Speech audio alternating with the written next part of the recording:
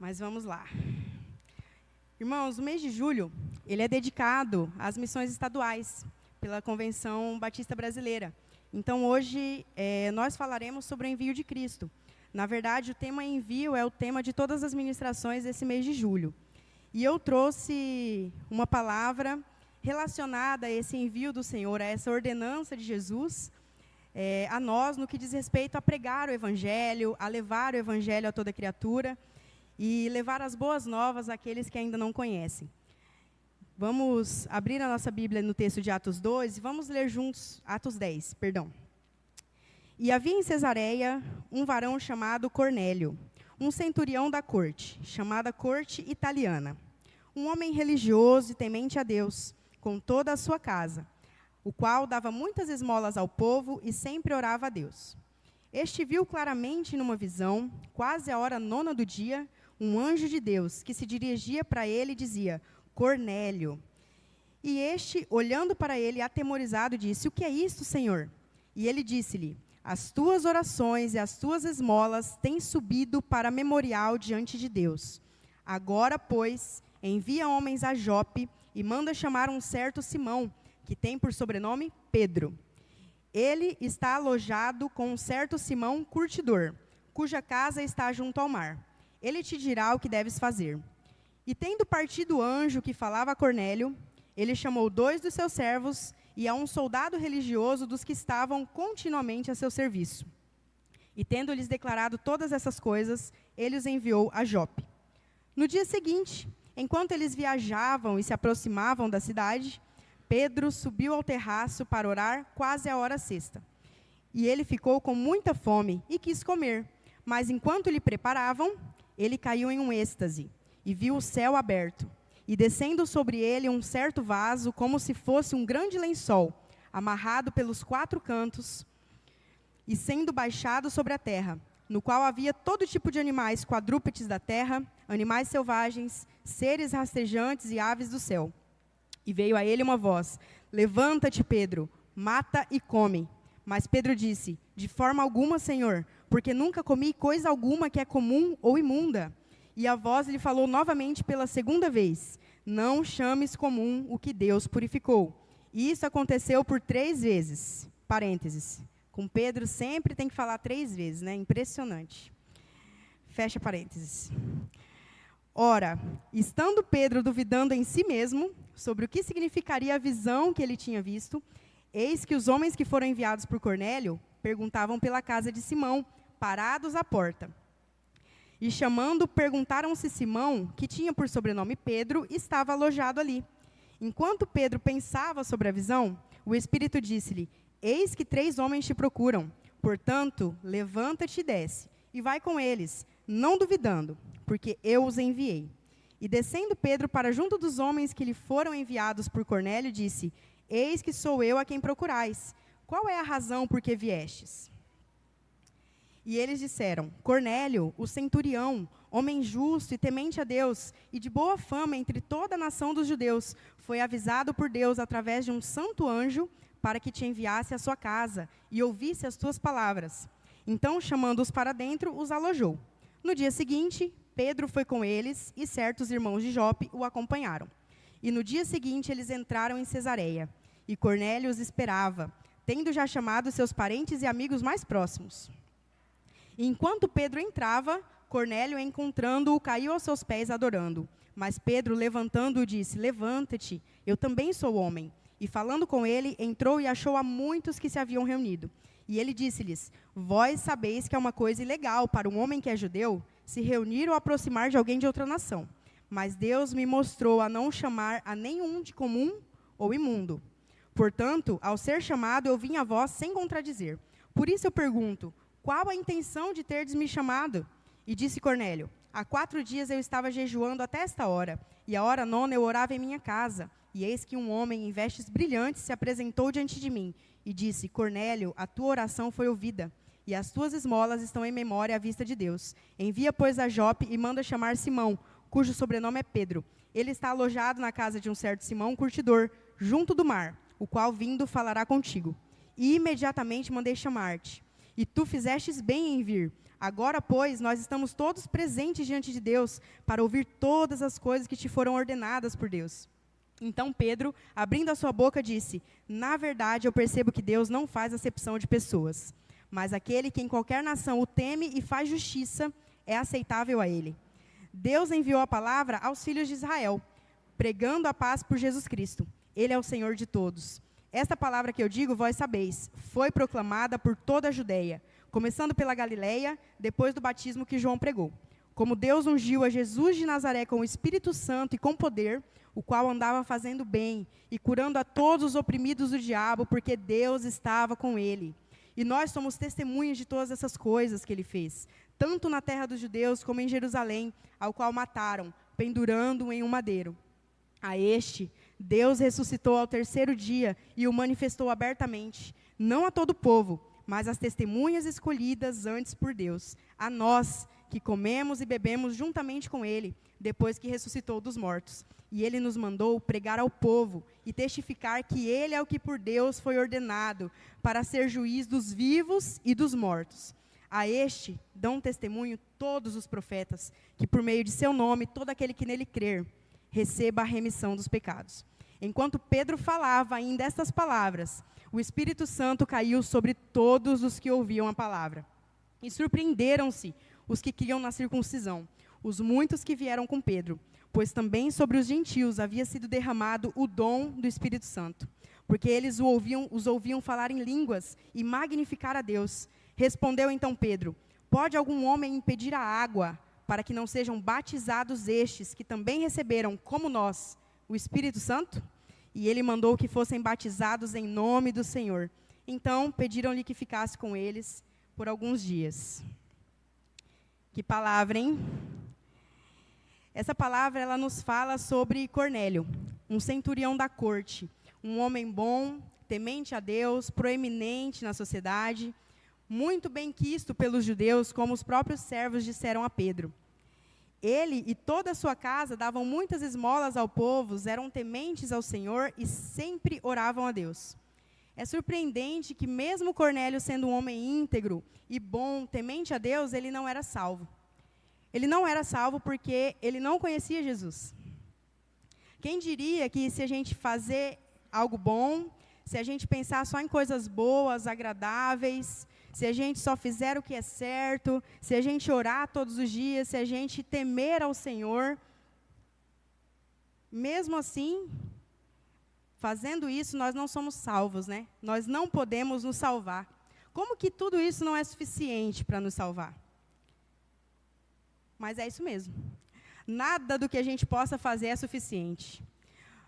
Nada. A gente pode ajudar os outros, a gente pode ser temente ao Senhor, a gente pode falar apenas coisas boas, a gente pode desejar apenas o bem ao nosso próximo, e mesmo assim a gente não tem condição de se salvar. Como disse Paulo em Efésios, pela graça nós somos salvos, e isso não vem de nós, isso é dom do Senhor. Porque aí a gente não pode se gloriar disso. O nosso coração, ele não pode se orgulhar, ele não pode ser soberbo, de forma que apenas Jesus, ele é o caminho, apenas Jesus, ele pode nos salvar. Mesmo os atos de Cornélio, mesmo os nossos bons atos não sendo suficientes, aqui nessa palavra a gente pode ver que os atos dele foram determinantes para que ele conhecesse Cristo.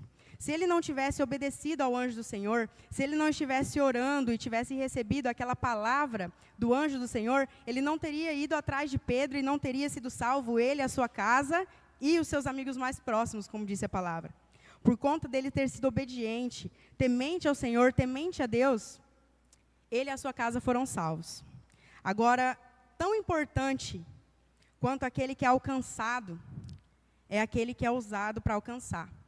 Porque a colheita é grande, e poucos são os trabalhadores, como está escrito lá em Lucas 10, 2. O texto nos diz que no dia seguinte, enquanto os servos de Cornélio já estavam a caminho de onde Pedro estava, ele subiu ao terraço para orar. E ele sentiu muita fome. Enquanto preparavam o jantar, ele teve uma visão. Eu fiquei confusa com essa visão. Então, deixa eu ver se estão projetando aqui. Se vocês puderem passar, eu pedi para a inteligência artificial gerar imagens sobre essa visão. Vocês estão com o meu slide aí? eu pedi para o chat gerar as imagens, porque eu não entendi nada daquela visão de Pedro. Eu falei, mas será que é isso mesmo que eu percebi? Pode passar. A próxima. Nossa, ficou muito bem feito, né? Todo cortado. Essas foram as imagens que o chat gerou.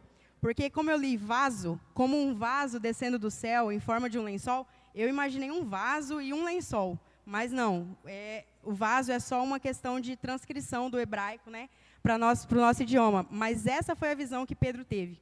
Todos os animais da terra, e a gente sabe que os judeus eles não podem comer todo tipo de carne, todo tipo de animal. Eles seguem muito o Velho Testamento, a questão da carne impura, da carne pura. Então, quando Pedro teve essa visão, e o Senhor falou, mata e coma, ele falou, não, Senhor.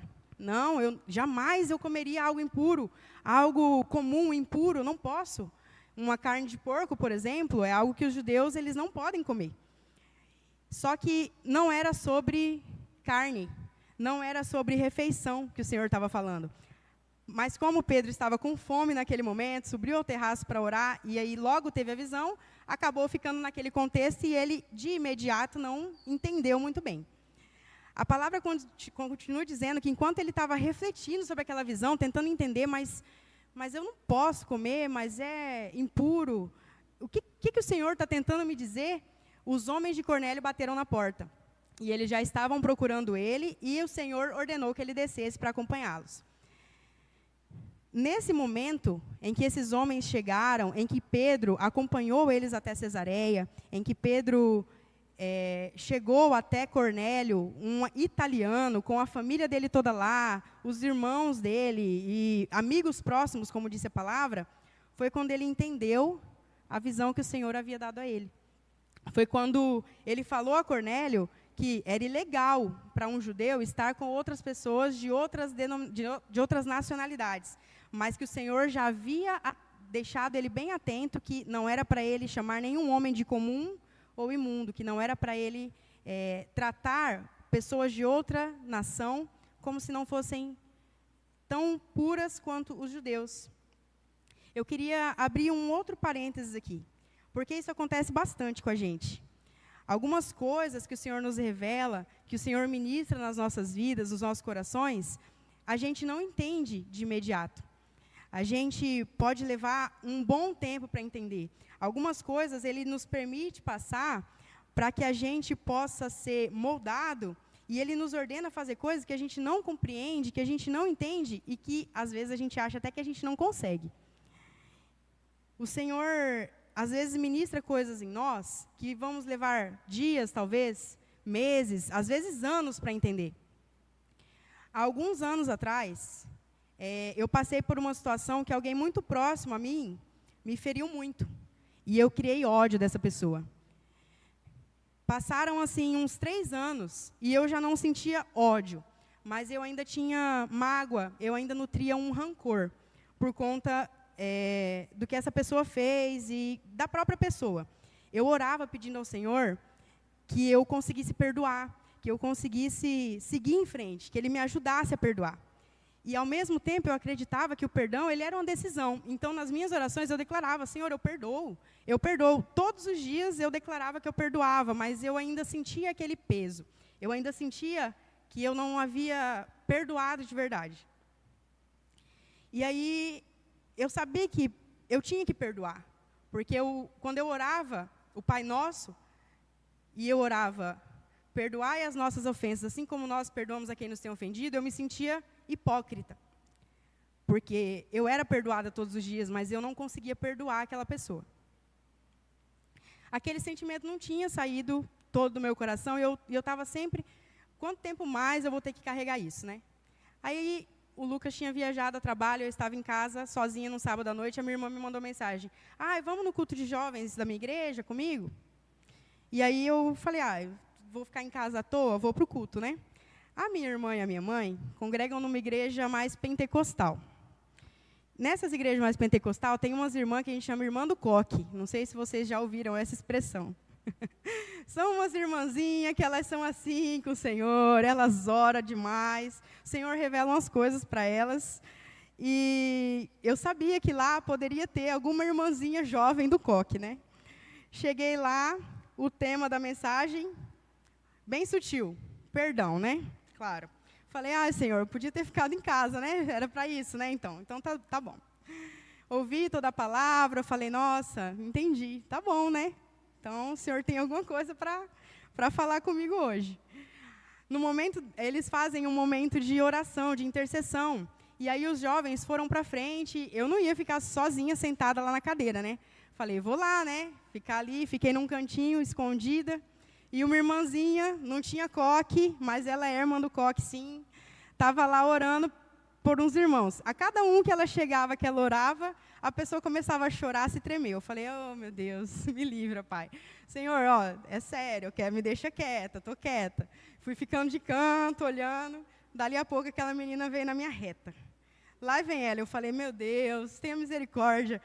Ela nem encostou em mim direito, eu já comecei a chorar.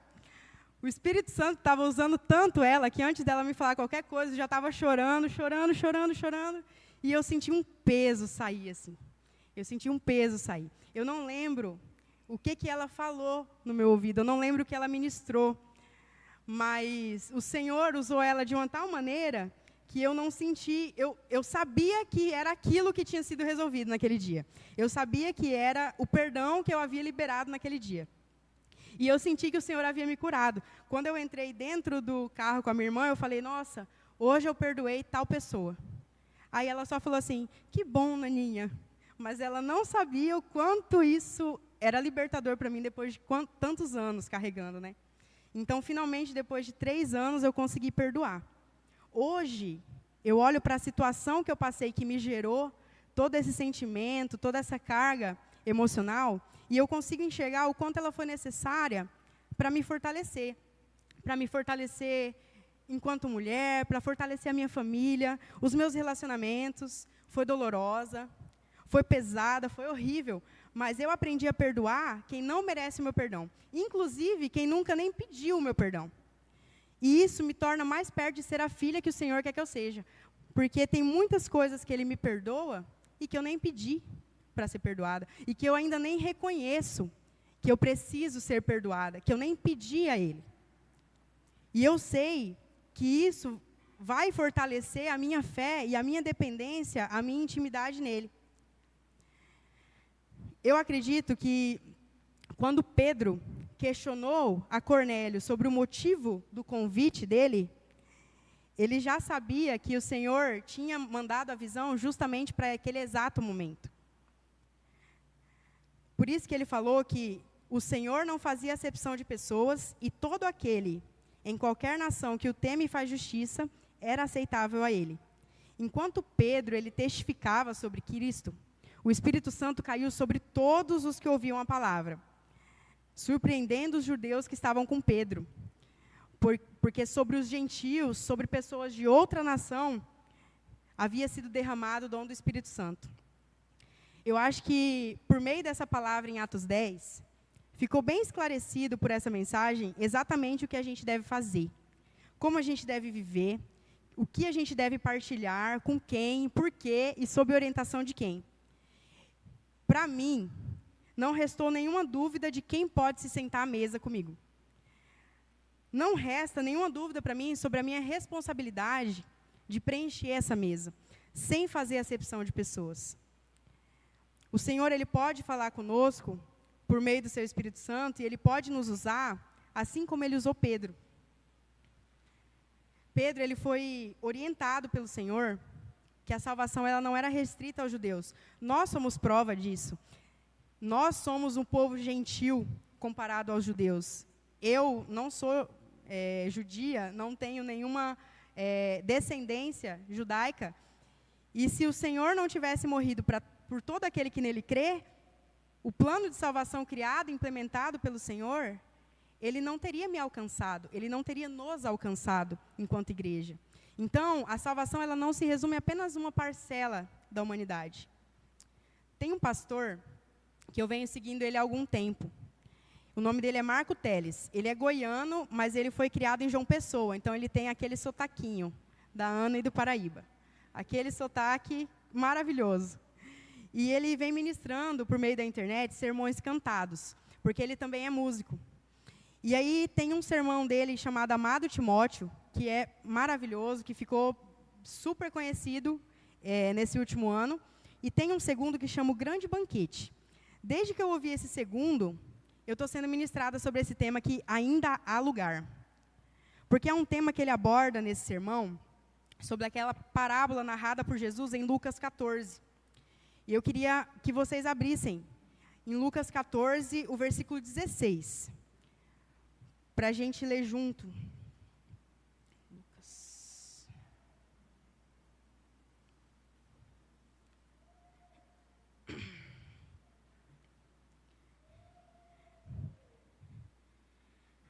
A palavra diz assim: então ele disse, certo homem fez uma grande ceia e convidou a muitos. E enviou seu servo na hora da ceia para dizer aos convidados, vinde, pois todas as coisas estão preparadas. E todos em consenso começaram a dar desculpas. O primeiro disse-lhe, eu comprei um pedaço de terra e preciso ir vê-lo. Peço-te que me desculpes. O outro disse, eu comprei 5 juntas de bois e vou examiná-las. Peço-te que me desculpe. E outro disse, casei-me, portanto, não posso ir. E vindo aquele servo, anunciou essas coisas ao seu senhor. Então, o dono da casa, irritado, disse ao seu servo, sai depressa pelas ruas e becos da cidade, e traze aqui os pobres, os aleijados, os coxos e os cegos. E disse o servo, Senhor, está feito como tu ordenaste, e ainda há lugar. E disse o Senhor ao seu servo, sai pelas estradas e sendas, e obriga-os a entrar, para que a minha casa possa estar cheia. Porque eu vos digo, que nenhum daqueles homens que foram convidados provará da minha ceia. Essa palavra trata de um homem muito rico que preparou uma festa, um jantar, e ele convida um grupo de pessoas, como vocês puderam ler aqui, e essas pessoas dão diversas desculpas esfarrapadas para não ir. Então, esse anfitrião, ele determina que o servo saia pelas ruas e obrigue os aleijados, os coxos, os cegos, os pedintes.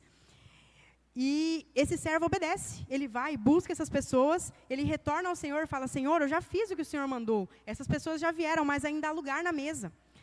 Aí o anfitrião ordena que o servo saia pelas estradas e obrigue os convidados que estão nas estradas, em lugares longe da cidade, a entrar, para que a casa esteja cheia, para que o evento esteja cheio. Finalizando a sua ordem com a afirmação de que nenhum daqueles homens que foram convidados inicialmente provariam daquela ceia. Como toda parábola, a gente sabe que sempre existe um significado para cada personagem e contexto dela. Nesse caso, o anfitrião aqui, ele é Deus. Ele é a majestade. O banquete, ele é o reino do céu. E os convidados somos nós. Eu vou desenhar aqui o contexto em que foi contada essa parábola para Jesus, mas depois vocês também podem ler o capítulo 14 de Lucas, para vocês entenderem por que ele chegou a falar isso. Mas Jesus, ele estava na casa de um dos principais fariseus, no Shabá, que é o sábado santo dos judeus. Ele estava lá para comer o pão. Tudo indica que esse evento, esse momento de Jesus lá, foi de dia. Quando ele chegou, um homem hidrópico, a minha Bíblia diz hidrópico, é uma doença que ela gera um acúmulo de líquido nos pés, nos braços e nas pernas, a hidropsia. Esse homem hidrópico, um homem com os braços e as pernas muito inchados, ele chegou perto de Jesus. É claro que ele estava esperando a cura, o milagre, né? Então, Jesus, sabendo que ele estava no meio de fariseus e homens muito legalistas, ele questionou se era lícito curar em um sábado. Eles se calaram. Eu fiz a minha própria interpretação do silêncio deles. Que pela cena presenciada, eles não iam negar a cura a um homem necessitado que estava ali na frente deles. Primeiro, porque era uma cura que estava a uma palavra de Jesus de distância. Segundo, porque eu acredito que, se eles fossem realmente maus, como eu penso, eles queriam já se livrar daquele moço. E terceiro, que eles sabiam que Jesus faria de qualquer jeito. Eles concordando ou não, se Jesus quisesse fazer, ele ia fazer. E só ia ficar mais feio para eles querer falar alguma coisa. Então, Jesus curou esse homem e o deixou ir. Aí, Jesus teve o pezinho, aquela oportunidade de confrontar ele sobre a seletividade daquele sábado santo. Porque o sábado era santo para eles, e eles já haviam criticado Jesus em outras oportunidades sobre a cura no sábado, sobre se alimentar no campo, ele e os discípulos, quando estavam longe da cidade e estavam famintos. Então, Jesus pegou aquela oportunidade e falou com eles sobre essa questão de eles serem tão legalistas com relação ao sábado, mas se um jumento deles ou algo deles que fosse importante caísse e eles precisassem remover esse animal de lá, como eles não ligariam que era o sábado santo judaico, né? Então, o que Jesus quis dizer foi que se eles fossem os doentes, não interessava se era o Shabá. Eles queriam a cura, mas se a cura fosse para outro, era o Shabá, não podia ser feita. E eles ouviram. Nesse local estavam os fariseus e os mestres da lei, e eles estavam discutindo onde é que eles iam sentar, já que eles iam fazer uma refeição juntos. E eles estavam se acotovelando para sentar no melhor lugar. E aí Jesus também, observando eles, falou que alguma coisa sobre eles terem humildade, sobre eles sempre escolherem um lugar mais humilde, para não ocorrer algum problema ou alguma vergonha de chegar alguém mais importante que eles e eles terem que levantar. E aí, Jesus falou dessa parábola, a parábola do grande banquete. É claro que eles não entenderam que a palavra e a parábola falava sobre eles, com relação ao grupo A, que era o grupo que já era esperado, aguardado. Eles jamais, os fariseus e os mestres da lei, naquele lugar, entenderam que Jesus falou aquilo porque, enquanto eles brigavam por um lugar, mal eles sabiam que nem do banquete eles não provariam. O pastor Marco, quando ele fala dessa parábola, nesse sermão, ele interpretou essa parábola ficando determinados 3 grupos de pessoas. O grupo A, que é esse grupo composto por aquelas pessoas, os convidados primários, os convidados que já eram aguardados, aqueles que já faziam parte da lista do anfitrião. Aquele grupo de pessoas cuja confirmação de presença ela era esperada. Contudo, eles deram as desculpas para não comparecer. Inclusive, para esse grupo, a ordem do anfitrião inicialmente foi vinde, que significa um convite, um pedido de comparecimento que não vai ser negado, não vai ser recusado. Esse grupo se tratava de pessoas completamente adequadas para a ocasião. Elas certamente tinham vestimentas, elas tinham recursos para comparecer, elas tinham costume de estar em eventos como aquele, elas provavelmente eram íntimas do anfitrião, eram pessoas que, contudo, apresentaram as mais diversas desculpas para não ir. O grupo B é um grupo muito diferente, são pessoas bem improváveis. São pessoas encontradas em becos e ruas, cuja ordem do Senhor foi para o servo, trazei. Veja que para esse grupo seria necessário que o servo ele tivesse um comprometimento físico. Talvez carregasse muitos deles, como os aleijados, os coxos, guiar os cegos, auxiliar até financeiramente os pobres que não teriam as vestimentas adequadas para aquele evento. O transporte necessário, muitas vezes. E, por fim, o grupo C. Esse ainda mais distante do padrão estabelecido pelo grupo A. Esse grupo C eram as pessoas que viviam à margem da sociedade na época. Eles eram encontrados em estradas, em trilhas, em caminhos que rodeiam a cidade. Para esse grupo, o anfitrião determinou ao servo, obrigue-os a entrar. Eles seriam ladrões, assassinos, pessoas de pouco ou nenhum caráter, pessoas que consideramos irremediáveis, inalcançáveis, pessoas que nós consideramos nossos inimigos. Mas o mais interessante é que esse grupo ainda provará da ceia, enquanto o grupo A não. Porque, de novo, não se trata de quem a gente é, nem do que a gente faz, nem do que a gente merece. Se trata do quão dispostos nós estamos a crer e entregar as nossas vidas àquele que nos deu a vida, àquele que nos salvou. Não importa onde a gente foi alcançado, não importa como a gente foi alcançado, sob qual circunstância, apenas que um dia nós fomos recebidos nesse banquete. Um dia nós sentamos à mesa e ao nosso lado, nessa mesma mesa, ainda há lugar. Ainda há lugar para quem a gente acredita que não mereça. Ainda há lugar para aquele vizinho que te magoou. Ainda há lugar para aquele colega de trabalho que te perseguiu. Ainda há lugar para aquele parente que te julgou. Ainda há lugar para aquele que você considera inimigo. Ao mesmo tempo, ainda há lugar para aqueles que amamos, que não conhecem a Cristo, que se recusam a conhecê-lo.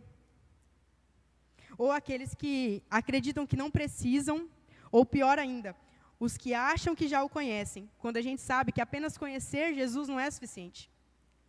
Não foi suficiente para Judas. Não é suficiente para muitos pastores que a gente conhece, que cometem crimes, que usam a fé das pessoas para enriquecer, para criar um império, para ficarem famosos, que abusam de todas as formas possíveis dos membros das suas igrejas. E eu digo suas igrejas porque não são igrejas de Jesus. São igrejas que levam o nome de Cristo, mas Cristo nunca foi o Deus delas. Mas sim o dinheiro, a fama e qualquer outro interesse carnal. Mas ainda há lugar para eles. Ainda há lugar para os que amamos e para os que desprezamos. Ainda há lugar para aqueles que a gente anseia em dividir o céu com eles, porque eles são tão íntimos da gente, que a gente pensa assim, meu Deus, eu não queria morar num céu em que essa pessoa não esteja. E aqueles que a gente considera tão escória, que a gente considera tão podre, que a gente nem consegue acreditar que a gente vai precisar dividir o reino dos céus com essa pessoa. A gente torce para que eles não se arrependam, para eles não manchar a nossa eternidade com a presença deles lá. Eu acho que quando eu digo essas coisas, vocês conseguem pensar em algumas pessoas que comporiam os dois grupos. Eu consigo pensar. Eu sei exatamente separar quem que estaria no grupo que esse aqui eu não gostaria de dividir o céu com ele. Esse aqui, se ele não estiver lá no céu, vai ser um peso para mim. Mas tem uma boa notícia, uma excelente notícia. Não somos nós que decidimos quem vai e quem não vai. Não sou eu. Não é você. Não é maravilhoso saber que não é a gente que decide isso? Que nós somos frágeis, nós somos fracos, nós somos maus. A gente é tão carnal que a gente quer decidir quem senta à mesa e quem não senta. Quem prova do banquete e quem não prova. Esquecendo que um dia a gente também não tinha condição de sentar ali. Mas quem decide isso é o Senhor. Quem decide isso é o anfitrião, é a majestade. Isso não está no nosso poder. Um dia nós fomos inimigos de Deus. Um dia nós estivemos no grupo C. Um dia nós estivemos no grupo B. Talvez ainda a gente esteja nesse grupo A, com os nossos corações orgulhosos, avarentos, soberbos, acreditando que a gente é melhor do que aqueles que não conhecem, que não aceitaram Jesus, acreditando que a gente merece mais, em vez de levar o evangelho a eles, em vez de espalhar e partilhar o pão e o vinho que um dia foi partilhado conosco. Será que a gente está fazendo o papel de servo? Será que a gente está se comprometendo física, financeira e emocionalmente com o reino? Ou será que uma carona para um colega vir ao culto é pedir muito de nós? Será que uma cesta básica para uma família do bairro que precisa é muito caro para nós? A oração semanal para que o Senhor nos ajude a perdoar aqueles que nos ofenderam nos custa muito. Acordar mais cedo todos os dias para incluir um tempo de devocional com o Senhor é algo que não é possível para nós. Orar todos os dias é algo impossível dentro da nossa rotina tão corrida. Se nós que conhecemos a Cristo temos essas dificuldades, temos orgulho dentro de nós, até para desejar quem vai para o céu e quem não vai, o que será daqueles que nem ouviram falar de Jesus? Cornélio agradou o coração de Deus com as suas atitudes. Ele temia o Senhor. E isso permitiu que ele fosse abordado por um anjo e enviado por Deus e que ele obedecesse aquela ordem. Isso o levou a Pedro. E então ele pôde ouvir sobre Cristo. Ele recebeu salvação, foi batizado no Espírito Santo e nas águas. Ele, a sua casa e os seus amigos. Por sua vez, Pedro, ele obedeceu ao Senhor. Ele acreditou que Deus havia falado com ele e contou a todos que o Senhor havia mandado. E ele falou sobre Jesus. Ele falou tudo sobre Jesus. Ele falou da salvação que poderia alcançar aquelas pessoas. Pedro presenciou cada uma daquelas pessoas improváveis, de outra nação, de lugar distante, que ele jamais imaginou que conversaria, aceitando Jesus, sendo batizadas no Espírito Santo, e depois ele batizou elas nas águas. Nós somos Pedro.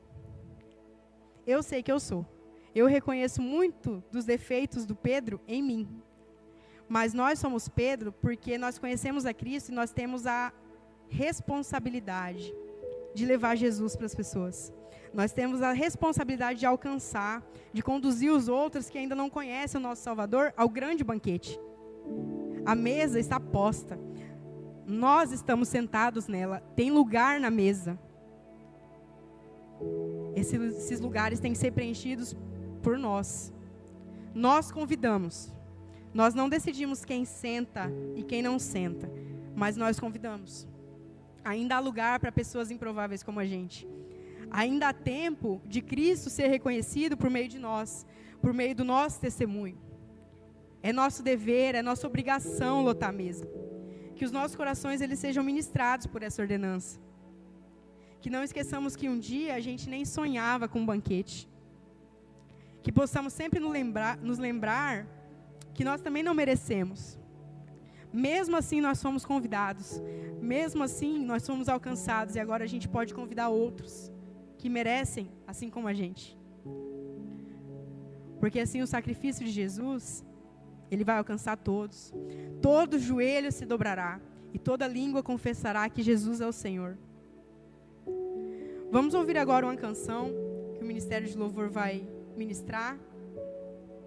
E depois nós vamos orar junto para que o Senhor, Ele confirme o chamado dEle em nós, para que Ele nos dê graça, para que nós sejamos obedientes e cumpramos aquilo que Ele nos ordenou. Para que a gente tenha humildade de olhar para o nosso lado vago na mesa e falar, ainda há lugar, Senhor. Ainda há tempo para falar sobre o Senhor para outros que não te conhecem.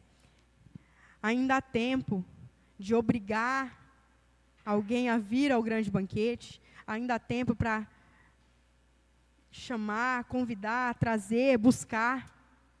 Ainda há tempo. Vamos louvar juntos.